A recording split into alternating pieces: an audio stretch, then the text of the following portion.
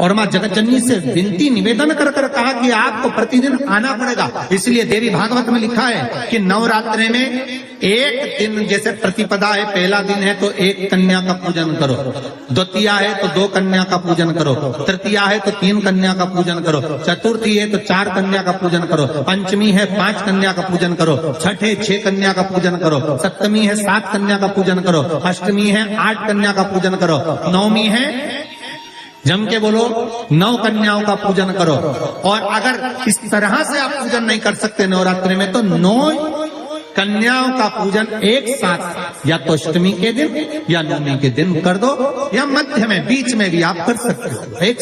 पर अगर आपकी कोई कामना है, आपकी कोई इच्छा है, मालूम पड़े, जैसे कई लोग कहते हैं कि हमारी इच्छा है, हमारी वो मकान नहीं बिक रहा, या हमारी वो जमीन नहीं खरीदी जा रही, या हमारी कोई कंपनी नहीं डल रही, या हमारे काम में ये अड़चन आ रही है, तो नवरात्रि में 4 नवरात्रि में से किसी भी नवरात्रि में आप नियम बना लो कि एक कलश की स्थापना कर कर एक दिन में एक कन्या का पूजन कर कर उसको भोजन कराना, लाल वस्त्र देना, लाल चुनरी जोड़ना, दूसरे दिन में 2 कन्याओं का पूजन कर कर लाल वस्त्र ओढ़ाना, लाल चुनरी देना, तीसरे दिन में 3, चौथे दिन में 4, 5वें दिन में 5, ऐसे 7-9 दिन तक एक एक कन्याओं के क्रम को बढ़ाते बढ़ाते बढ़ाते बढ़ाते आप उस पूजन का विधान प्रबल कर सकते। आज किसी का फोन था सुबह, तो कोई कह रहे थे कि हमें गुरुजी से बात कराओ, तो समीर जी ने बताया कि फोन आया था और वो बोल रहे थे कि हमें नवरात्रि में अगर मान लो कोई साधना करना हो तो कौन सी साधना करना चाहिए, हम किसकी आराधना करें, हम 9 दिन तक किसकी साधना करें। तो अगर बन सके तो देवी भागवत में सबसे सुंदर साधना यही है कि हम एक दिन में एक कन्या के चरण धोकर पूजन कर कर उस कन्या को भोजन कराकर उसका स्मरण करें रहे, तब आप किसी कन्या को एक दिन में 1, 2 दिन में 2, 3 दिन में 3, 4 दिन में 4, 5 दिन में 5, ऐसे नवरात्रि 4 बार जो नवरात्रि आती, किसी भी नवरात्रि में आप स्मरण कर, उसका फल नहीं, उसका फल होगा।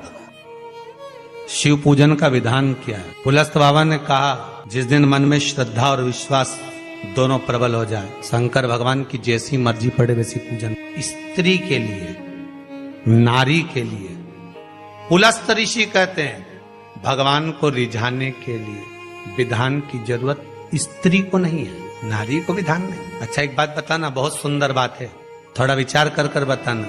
आपकी गोद में छोटा सा बच्चा है, उसने गंदगी कर, आप मंदिर में हैं, महाकाल दर्शन करने गए, छोटे से बच्चे ने छीछी कर दी, गंदगी कर दी, जो भी करना था उसने कर दिया, आपने उसके कपड़ा चेंज कर दी, वापिस जाओगी, नहाओगी, उसके बाद दर्शन करोगी, उसके बाद जल चढ़ाओगी, जाकर नहाकर जल चढ़ाओगी क्या? नहीं। क्यों? क्योंकि छोटा बच्चा अगर गंदगी भी कर देता है, छोटा बच्चा अगर कुछ कर भी देता है, तो परमात्मा ने कह रखा है इसके लिए सब माफ है। उसी तरह आप बच्चा काम, लोभ, आसक्ति, तृष्णा, वासना से दूर है, जब तक वो माया में नहीं पड़ा। हाँ, उसके बाद बड़ा हो गया और उसने गंदगी करी तो आपको फिर आप स्नान करना पड़ेगा, पर जब तक वो गोदी में है, वो कुछ भी करता है, उसका कोई दोष नहीं है। जितनी माताएं हैं, परमात्मा ने इनको कह रखा है, केवल रजस्वला धर्म के वो 7 दिन आपको शिव का स्पर्श नहीं। दूध चढ़ा रहे हैं शिव जी पर, तो किस लिए चढ़ा रहे हैं? दूध चढ़ाने का तरीका क्या है, कैसे समर्पित कर रहे हैं? अभी दीदी ने कहा कि बीमारी पर, तो दूध चढ़ाने का तरीका बदल गया। आपने दोनों हाथ, एक हाथ में जल, एक हाथ में दूध रखा और तरीका बदला। अभी तक आप दूध चढ़ा रहे थे तो ऐसे चढ़ा रहे थे, अर्थात किस जगह पर व्यक्ति पड़ा हुआ है, कोमा में है, वेंटिलेटर पर है, आईसीयू में है, उसका तरीका बदल जाता है दूध चढ़ाने। दवाई देने का भी तरीका बदल जाता है। अभी तक तुम धन प्राप्ति के लिए, व्यापार वृद्धि के लिए दूध चढ़ाने का स्थान चेंज हो जाता है। शिव जी को जब दूध चढ़ाया जाता है तो पहले जलाधारी पर चढ़ाया जाता है, उसके बाद शिवलिंग पर चढ़ाया जाता है, तो दूध कार्य करना प्रारंभ कर देता है, संपदा बढ़ाना चालू करता है। रोग मुक्ति के लिए जब भी दूध चढ़ाया जाता है तो जल और दूध की मात्रा बराबर करी जाती है। जब ब्राह्मण अभिषेक कराने बैठता है तो बाल्टी में जो जल पड़ा होता है उसमें थोड़ा दूध डाल देता है। आप क्या डालते हैं कि नहीं डालते हमें नहीं। ब्राह्मण जब रुद्री से अभिषेक कराने बैठता है तो बाल्टी में रखे हुए जल में दूध डाल देता है। उससे पूछा कभी आपने कि महाराज जी आपने ये बाल्टी के जल में दूध क्यों डाला गया है? बाल्टी भरी हुई पानी की और उसमें थोड़ा सा तुमने दूध क्यों डाला है?